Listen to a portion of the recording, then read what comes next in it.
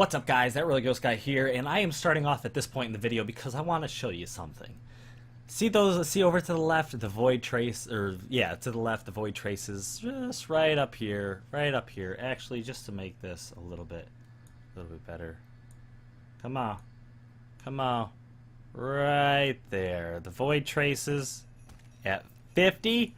Alright, so the update has come through with the new Void Fissure missions, and I'm going to take you on a little bit of a quick mission. We're just going to jump into a T1, pick a relic, go for a equip mission. Let's get in here and let's show you the differences between the new fissures and the old fissures, as well as why I personally think it is excellent. Obviously, you saw those void traces, so pretty much if you say it stinks, you're pretty much invalid at this point. No, that's a little bit ignorant, but I want to know why you guys are not too happy with the new update. Shut up, Lotus, I'm trying to talk.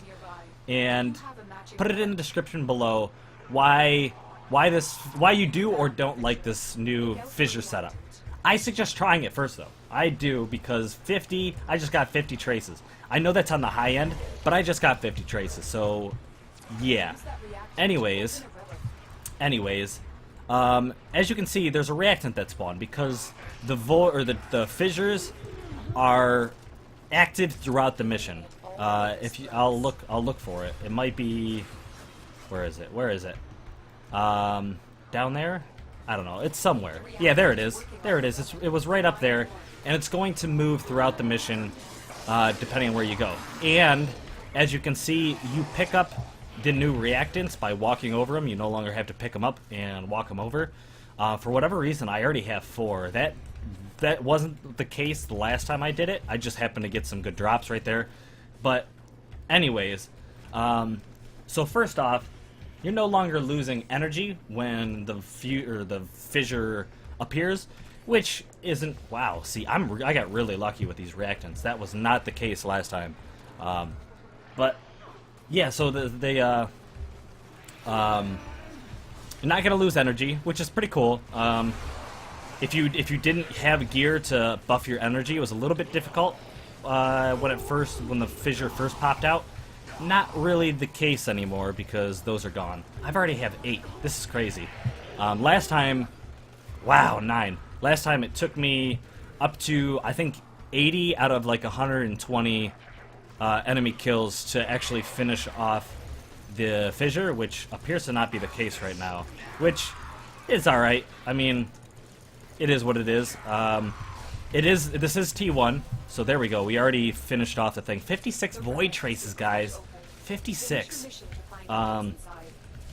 So yeah, it's a T1, so obviously it's going to be much easier, which is something I kind of want to talk about with you guys, is the difficulty of the fissures. And some of you are probably like, no, the fissures were not difficult. I don't care what you say. Well, you're wrong. I'm sorry, but yes, running it with a multiplayer party was incredibly simple. Well, I don't want to say incredibly simple, but it was much easier. But I think it was, I don't know. I like to play a lot of things solo. Obviously, there's no reason, in my opinion, to run a fissure solo, because your rewards are going to be better because you can pick from multiple rewards when you run with a party. So, therefore, I feel like there is really no good reason to run them solo. However, if for whatever reason you insist on running them solo, and maybe you're just bothered by playing with other players, or you just don't want to jump into a mission, I mean, just hit public, jump in, and you're gonna jump into a good. I don't want to say you'll jump into a good party, but there's a good chance you'll jump into a party that's going to be able to get through the fissure without too much trouble. But with that said, if you absolutely insist on doing it solo, it used to be almost impossible. I ran it with this frame, this setup, exactly how it is, and out of 5 times I went and tried to run it, one time I was able to be successful. Even with, like I said, the very same setup, running World on Fire, trying to kill everything. The problem was the reactants were not dropping fast enough for a single solo player to do it. Obviously, there were those few times where you had good luck, and I'm about to die. I don't know. I honestly could sit back and kill all these guys, but I wasn't. So we'll go back and we'll do it the way I should have done it. First off, let's just get this in there because I can. But we'll go back. We'll kill these guys the way I should have. But basically, what I'm trying to get at is a T1. I could have ran the old T1 voids with an almost unranked frame. You jump into an exterminate, jump into the T1 exterminate with a rank or unranked Rhino, Soma, Sonicor, and Dragon Akana, whatever. And as long as you play smart and you're really careful, you can get through it. That was not the case with these new Fissure missions. It was just not possible. And I felt like T4 Fissures were not much more difficult than even T1 Fissures, to be honest with you, because you can jump into, like I said, a public match with random players, and you're gonna make it through it fairly simply, whether it be T4 or T1, like I said.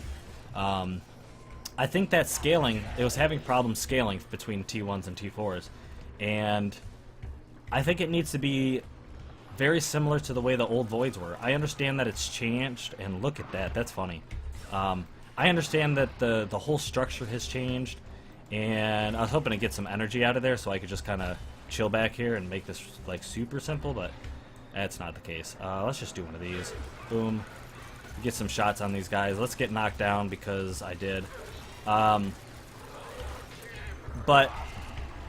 like I said, it should have scaled better, and if I can blow through a T1, the old T1s, and not blow through the new T1s, then something needed to be fixed. Fortunately, it has been fixed. This really isn't that much of a problem. I mean, a couple of these spawns have really kind of screwed me over. These bombards have kind of screwed me over, but it's very doable. It's very doable. I'm making it happen. The change was needed. In my opinion, it was needed. If you're upset because you can speedrun it now, you know, because you can just run through here and grab the crap out of these reactants and have no problem, then stop speedrunning. Like, chill out. That's why you guys are so burnt out on grinds. How about you pick a Warframe that isn't super OP and has 6-7 formas in it, and try to enjoy the game. I mean, that I kind of talked about that yesterday. Was with my Frost. Is actually yesterday. Earlier. I'm filming these at 2 different times, so I'm gonna put this up the same day. The same day that this update came out. But yeah, is just change your frame up. Just stop running with super OP Warframes, and start enjoying the game. And you know, the grind is, now that the grind is so much easier, like, take your time and enjoy it, because you're gonna get the part you want much faster. So get into game modes and stuff that you enjoy. Get into stuff that you aren't gonna get burnt out on. Change your Warframes up. Do something different, and you know, and start enjoying the game again. If you've felt like you've been burnt out for the last however long, is like I said, is do something different and start enjoying it some more. I'm coming up on these last 2 guys, and to be honest with you, like I said, this is a much needed change to the Fissures. While people were getting burnt out on the Void, I didn't mind it all that much because I didn't run them as much as everybody else did. But at the same time, the previous Fissures needed a tweak. To be honest, I would have been totally fine with them keeping it the way it was and literally not having a time limit. That would have been totally perfect. Then you could choose, oh man, I'm getting overwhelmed, I'm just gonna bail and not get the reward. Then that's your option. I kind of like the defense aspect of it, but at the same time, like I said, the time limit made it difficult, and the rate at which the reactants dropped were not good. I could see the fissures changing once again, and I'd be okay with it as long as it's not time limited, because I'm one of those people that I like to pull back. I like to analyze what's going on, make a strategy, and go after it. But that's just me. Look at these traces. I got a pair, but whatever. It's okay. I'll just sell that for ducats. This is the problem with doing it solo. Do it with other players, but at the same time, like I said, don't speed run it. It's getting boring. Speed runs are boring. But these traces, look at that. What was it? Oh, it's not on the thing. Look at that. 56 traces, guys. That's awesome. That's gonna make your farming easier, for prime parts easier, because now you're gonna be able to get the drop rates better. And like I'll show you here in a second, is they also boosted up the maximum capacity of your traces. This is based on mastery rank, just like a lot of the other things are, but I can hold 950 at rank 17. You guys, even at rank 10, you're going to be able to hold, I think, 600, about 600. Correct me if I'm wrong, but that's a lot. That's going to allow you to go in, grab a bunch of traces, come out, boost one of these things up, boost maybe two of these things up, depending on which level you want to get them at. You run 3 or 4 times, you can get a bunch of things radiant. You're going to go in there, you're going to get what you want very quickly. It's gonna slow down the grind. It's gonna make Warframe more enjoyable.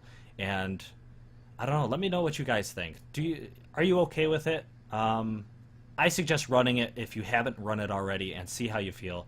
Like I said, if you're gonna change it again, DE, don't do any time limits. But instead of doing time limits, man, keep the defense. I'm okay with that defensive mode. Keep the defense, but don't do time limits. It makes it harder for the lower level guys. It'll make it difficult if new players want to play with new players. You know what I mean? If rank 5 guys want to play with rank 5 guys and go into a void, it's going to be very difficult unless you keep it like low time limit. Let them strategize. Let that be a thing. I understand that you guys like sprinting through missions and feeling super powerful, but at the same time, it's also going to make the grind, it's going to make it feel more grind heavy, and that's what's getting people burnt out. Hopefully you guys enjoyed. Thank you for watching, and until next time, blah!